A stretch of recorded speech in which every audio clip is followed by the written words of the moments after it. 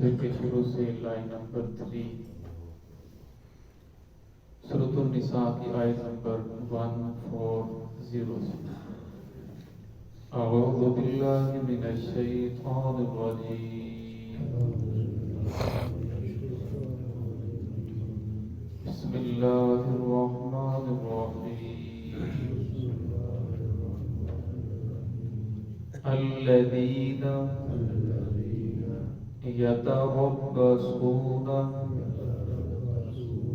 بكم فإن كان لكم فتح من الله قالوا ألم نكن معكم وإن كان للكافرين نصيب قالوا ألم نستحوذ عليكم ونمنعكم من المؤمنين فالله يحكم بينكم يوم القيامة ولن يجعل الله للكافرين على المؤمنين سبيلا بسم الله الرحمن الرحيم الذين يتربصون بكم فإن كان لكم فتح من الله قالوا ألم نكن معكم وإن كان للكافرين نصيب قالوا ألم نستحوذ عليكم ونمنعكم من المؤمنين فالله يحكم بينكم يوم القيامة ولن يجعل الله للكافرين على المؤمنين سبيلا الذين يتربصون بكم فرمایا منافق لوگ انتظار کرتے ہیں تمہاری حالت کا فإن كان لكم پس اگر ہو تمہارے لیے فتح من اللہ اللہ تعالیٰ کی جانب سے تمہیں فتح حاصل ہو جائے قالوا پھر وہ کہتے ہیں ألم نكن معكم کہ ہم تمہارے ساتھ نہیں تھے وإن كان للكافر نصيب اور اگر فتح میں سے کچھ حصہ کافروں کو مل جائے تو قالوا پھر وہ کافروں کے پاس جاتے ہیں اور کہتے ہیں ألم نستحوذ عليكم کیا ہم نے تمہاری مدد نہیں کی تمہیں بچایا نہیں ونمنعکم من المؤمنین اور تمہاری حفاظت کی ایمان والوں سے فاللہ یحکم بینکم یوم القیامہ فرمایا اللہ رب العزت فیصلہ فرمائیں گے تمہارے درمیان قیامت والے دن وَلَن يَجْعَلَ اللَّهُ لِلْكَافِرِينَ عَلَى الْمُؤْمِنِينَ سَبِيلًا ہرگز اللہ رب العزت نہیں بنائیں گے کافروں کے لیے ایمان والوں پر کوئی راستہ کوئی غلبہ کافر ہمیشہ مغلوب ہی رہیں گے اس آیت کے اندر اللہ رب العزت نے منافقین کی ایک اور خصلت کو بیان فرمایا فرمایا جب وہ رہتے مسلمانوں کے ساتھ ہیں نمازیں بھی پڑھتے ہیں کلمہ بھی پڑھتے ہیں آپ صلی اللہ علیہ وسلم کے پاس بھی بیٹھتے ہیں اور لیکن جب جہاد کے لیے جاتے ہیں تو ہر وقت انتظار کے اندر رہتے ہیں کہ مسلمانوں کی اس وقت کون سی حالت ہے اگر اللہ رب العزت مسلمانوں کو فتح عطا فرماتے ہیں تو پھر مسلمانوں کہتے ہیں ہمیں بھی حصہ ملنا چاہیے لہذا ہم تمہارے ساتھ ہیں تو لہذا ان کو اس فتح میں سے حصہ دیا جاتا اگر مسلمانوں کو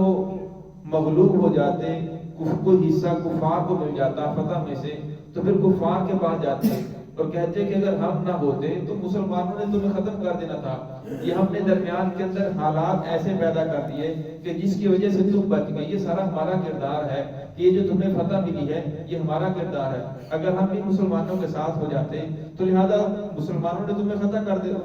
مسلمانوں نے تمہیں مغلوب کر دینا تھا. یہ ہم نے بار بار تمہیں جاسوسی کی بتایا کہ مسلمانوں کی اس وقت یہ حالت ہے، اس وقت یہ حالت ہے. اگر ہم جاسوسی نہ کرتے، تمہیں نہ بتاتے، ان کے ہر کام سے آگاہ نہ کرتے تو مسلمانوں نے تو تمہیں ختم کر دینا تھا. لہذا اب ہمیں بھی ان لوگوں میں سے حصہ لے کر دیا جائے تو پھر ان لوگوں کو وہاں سے بھی حصہ ملتا. فرمایا یہ جو منافقین ہیں دنیا کے اندر تو کر رہی ہیں، کبھی اس طرف کبھی اس طرف، جہاں سے فائدہ مل رہا ہے ان لوگوں کے ساتھ مل جاتے ہیں. فرمایا ایک وقت آئے گا فَاللَّهُ يَحْكُمُ بَيْنَكُمْ، فرمایا اللہ رب العزت فیصلہ فرمائیں گے تمہارے درمیان اور ان منافقین کے درمیان یوم القیامت، قیامت کے دن. فرمایا دنیا تو جیسی کیسی بھی ہے یہ گزر جائے گی، لیکن فرمایا ایک وقت آنے والا ہے. فرمایا اللہ رب العزت کی ذات سے تو کوئی انسان چھپ نہیں سکتا. اب اگر انسان کسی کو دھوکہ دیتا ہے، کسی کے ساتھ فراڈ کرتا ہے، آگے والے انسان کو نہیں پتہ چلتا کس نے میرے ساتھ ایسا کیا ہے. فرمایا ایک ذات تو ہے کہ جسے معلوم ہے کہ یہ کسی کے ساتھ کیا کر رہا ہے. فرمایا پھر اللہ رب العزت قیامت والے دن فیصلہ فرمائیں گے. آگے والی آیت کا ٹکڑے کے اندر اللہ رب العزت فرماتے ہیں کہ اللہ رب العزت کبھی بھی کافروں کو مسلمانوں کے اوپر غلبہ نہیں عطا فرمائیں گے. مسلمانوں کے اوپر کوئی ایسا راستہ نہیں عطا فرمائیں گے جس کی وجہ سے کافر مسلمانوں کے اوپر غالب آ جائیں. لیکن بظاہر دیکھا جائے زمینی حقائق جو ہمیں نظر آ رہی ہیں تو قرآن پاک اس اصول کے خلاف ہے، اس آیت کے خلاف ہے. ہم دیکھتے ہیں مسلمان ہر طرف مغلوب ہیں، کافر مسلمانوں کے اوپر غالب آ رہے ہیں. آپ دیکھ رہے بین الاقوامی طور پر بھی جو کافر کفری طاقت ہے وہ مسلمانوں کو دن بدن مسلمانوں کا گھیرا تنگ کرتے چلی جا رہی ہے. مسلمان کثرت کے اندر بھی ہیں، مسلمان ہر چیز ہونے کے باوجود پھر بھی مسلمان مغلوب ہیں. تو یہاں فرمایا جب انسان کو یہ احساس ہونے لگے کہ مسلمان تو ہیں کثرت میں، مسلمان اتنے زیادہ ہیں اور کفر مسلمانوں کے اوپر غالب کیوں آ رہا ہے، دن بدن مسلمانوں کا گھیرا تنگ کیوں کیا جا رہا ہے. کبھی فلسطین میں ظلم ہو رہا ہے، کبھی کشمیر میں ظلم ہو رہا ہے، کبھی کسی علاقے میں، کبھی کسی علاقے میں، کبھی حکمران ایسے ایسے قانون جاری کر دیتے ہیں جو اسلام کے خلاف ہیں. فرمایا آخر ایسا کیوں ہے؟ فرمایا جب تم اس بات کو سوچو گے تو پھر تمہیں پتہ چلے گا کہ اللہ رب العزت نے یہاں ایک شرط بھی لگائی ہے، وَلَن يَجْعَلَ اللَّهُ لِلْكَافِرِينَ. فرمایا ہرگز اللہ رب العزت نہیں بنائیں گے کافروں کو عَلَى الْمُؤْمِنِينَ، ایمان والوں پر، مومنوں کے اوپر اللہ رب کوئی راستہ نہیں عطا فرمائیں گے کہ جس کی وجہ سے کافر مومنوں کے اوپر غالب آ جائیں. فرمایا اس وقت ہمیں سوچنا پڑے گا کیا میں مومن ہوں یا نہیں، کیا میرا ایمان سلامت ہے یا نہیں، کیا میرا وہی ایمان ہے جو محمد رسول اللہ صلی اللہ علیہ وسلم تعلیم فرما کر گئے تھے، کیا میرا وہی عقیدہ ہے جو رسول اللہ صلی اللہ علیہ وسلم ہمیں تعلیم کر کے دے گئے تھے، کیا قرآن پاک کا جو میرے عقیدے کا مطالبہ ہے میرا عقیدہ وہی ہے. فرمایا اگر تو میرا عقیدہ وہی ہے فرمایا پھر مجھے شکر ادا کرنا چاہیے، مجھے سوچنا چاہیے خامی کہاں ہے. اگر فرمایا میرا عقیدہ وہ نہیں ہے جو محمد رسول اللہ صلی اللہ علیہ وسلم بتا کر گئے تھے، یا قرآن پاک جو مجھ سے مطالبہ کر رہا ہے، میری صبح و شام کی جو کافی صبح و شام کی باغ دوڑ قرآن پاک کے مطابق ہے، محمد رسول اللہ صلی اللہ علیہ وسلم کے طریقے کے مطابق ہے یا نہیں. اگر محمد رسول اللہ صلی اللہ علیہ وسلم کے طریقے کے مطابق نہیں ہے فرمایا پھر تو میں نے اپنی بربادی کا سامان خود ہی اکٹھا کر رکھا ہے. فرمایا پھر جب انسان اللہ رب العزت کو چھوڑ کر محمد رسول اللہ صلی اللہ علیہ وسلم کے طریقوں کو چھوڑ کر منکرات کو اپنائیں گے، کافروں کے طور طریقے کو اپنائیں گے اور انہی کو اپنانا پسند کریں گے، انہی کے طور طریقوں کے اوپر چلیں گے، فرمایا پھر کافروں کو کوئی روک نہیں سکتا کہ مسلمانوں کے اوپر غلبہ حاصل نہ کریں. فرمایا یہ اس وقت ہوگا جب مسلمانوں کا ایمان سلامت ہوگا. اس لیے ہر انسان کو ہر وقت سوچنا چاہیے، کوئی بھی کام کرتا ہے اس سے پہلے سوچے یہ کام میں کیوں کر رہا ہوں، اب نیت کو درست کرے. فرمایا جب نیت درست ہوگی آہستہ آہستہ پھر انسان جب نیت ہر کام سے پہلے درست کرے گا تو وہ کام عبادت بن جائے گا. حضرت علی رضی اللہ عنہ سے یہودی نے سوال کیا کہ آپ کتنی دیر عبادت کرتے ہیں؟ حضرت علی رضی اللہ عنہ فرمایا ہم تو 24 گھنٹے عبادت کرتے ہیں. فرمایا 24 گھنٹے کیسے کرتے ہیں؟ زندگی کی ضروریات آپ کے ساتھ نہیں لگی ہوئی؟ فرمایا ہم جو بھی کام کرتے ہیں ہم رسول اللہ صلی اللہ علیہ وسلم کے طریقے کے مطابق کرتے ہیں. اگر ہم بیت الخلاء میں جاتے ہیں تو ہم بیت الخلاء جانے سے پہلے دعا پڑھتے ہیں، الٹا پاؤں داخل کرتے ہیں، اور پھر جب باہر نکلتے ہیں تو دعا سیدھا پاؤں باہر نکالتے ہیں، پھر دعا پڑھتے ہیں. فرمایا ہمارا بیت الخلاء جانا بھی عبادت بن جاتا ہے، ہمارا رزق کمانا یہ بھی بات بن جاتا ہے، ہر چیز ہماری عبادت بن جاتی ہے. فرمایا جو بھی کام انسان کرے تو اس سے پہلے سوچے کہ یہ میں کام کرنے لگا ہوں آخر کیوں، اب میں نماز پڑھنے جا رہا ہوں تو نماز پڑھنے کیوں جا رہا ہوں، میں نے نماز کیوں پڑھنی ہے، مقصد کیا ہے، اب میں نے کاروبار کرنا ہے تو کیوں، میں نے سونا ہے تو کیوں، اب انسان کو بھوک لگی ہے تو کہتے ہیں بھوک لگی ہے چلو کھانا کھانے کے لیے چلتے ہیں، کسی ریسٹورینٹ پہ جاتا ہے کیا کھایا جائے، وہ مینیو سامنے آ جاتے ہیں، اچھا یہ کھا لیجیے یہ کھا لیجیے، تو ایک چیز اسے اس کے اوپر ہاتھ رکھتی ہے کہ یہ کھا لیجیے۔ اگر فرمایا کھانا کھانے سے پہلے بھوک لگی ہے، وہ سوچے میں نے کھانا کیوں کھانا ہے، آخر کیوں، فرمایا وہ سوچے گا کہ یہ چیز میرے لیے فائدہ مند ہے، یہ چیز نقصان دہ ہے، فرمایا پھر وہی چیز کھائے گا جو جسم کے لیے فائدہ مند ہوگی۔ فرمایا اگر ہر کام سے پہلے انسان سوچے کہ میں نے یہ کام کرنا ہے کیوں، میں نے قرآن پاک پڑھنا ہے کیوں، ترجمہ پڑھنا ہے کیوں، فرمایا پھر اس انسان کی نیت درست ہو جائے گی، اور فرمایا جب نیت درست ہو جائے گی، رسول اللہ صلی اللہ علیہ وسلم کے طریقے کے مطابق انسان کی نیت آ جائے گی، فرمایا آقا اللہ رب العزت کو راضی کرنا مقصود ہو جائے گا، پھر انسان سوچے کہ میں نے یہ کام کرنا کیسے ہے، اب میں نے قرآن پاک پڑھنا ہے کیسے پڑھنا ہے، میں نے رزق کمانا ہے کیسے کمانا ہے، فرمایا جب کیوں اور کیسے داخل ہو جائے گا، پھر انسان سوچے گا کہ محمد رسول اللہ صلی اللہ علیہ وسلم کا طریقہ کیا تھا، آپ صلی اللہ علیہ وسلم نے یہ کام کیسے کیا، آپ صلی اللہ علیہ وسلم رات کو کیسے سوئے، اب میں نے شادی کرنی ہے کیوں، اب جب شادی ہو گئی تو بیوی کے ساتھ میں نے اچھا سلوک کرنا ہے کیوں، پھر کیسے کرنا ہے، رسول صلی اللہ علیہ وسلم کا طریقہ کیا تھا، فرمایا جب رسول اللہ صلی اللہ علیہ وسلم کے طریقے کے اوپر انسان آ جائے گا، فرمایا پھر ہر انسان جب اپنے روح کو سیدھا کر لے گا، فرمایا دنیا کی کوئی طاقت انسانوں کے اوپر غلبہ نہیں حاصل کرتی،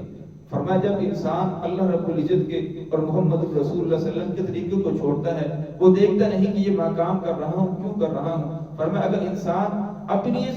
صرف نیت کو درست کر لے، نیت کے اوپر بھی اللہ رب العزت بہت بڑا اجر عطا فرماتے ہیں، فرمایا جب نیت کو درست کرتا ہے پھر وہ کام کرتا ہے تو انسان اس کے اندر پختگی ہوتی ہے، اب انسان مسجد کے اندر آتا ہے کیوں جا رہا ہوں، تاکہ اللہ رب العزت کی عبادت کروں، مجھے اللہ کو قرب حاصل ہو جائے، اللہ رب کی ذات راضی ہو جائے، پھر مسجد کے اندر آئے جیسے بھی حالات ہوں، انسان جس مقصد کی جاتا ہے اسے مقصد حاصل ہو جاتا ہے۔ ایک انسان درس کے اندر بیٹھا ہے کیوں، وہ کہتا ہے اس لیے بیٹھا ہوں تاکہ مجھے کوئی دین کی ایسی بات مل جائے، کوئی علم کی ایسی بات مل جائے جس کے اوپر میں عمل کروں، تو سارے درس میں سے اسے کوئی نہ کوئی ایسی بات ضرور مل جائے گی کہ جس کی دن کے اندر اسے عمل کرنے کی اس کے اوپر شروع کر دے گا کہ میں اس کام کے اوپر عمل کروں، فرمایا جب انسان ہر کام سے پہلے اپنی نیت کو درست کرتا ہے پھر اسے کچھ نہ کچھ فائدہ ضرور حاصل ہوتا ہے۔ دعا ہے کہ اللہ رب العزت ہمیں 100% محمد رسول اللہ صلی اللہ علیہ وسلم کے طریقوں کی تعظیم کی توفیق عطا فرمائے۔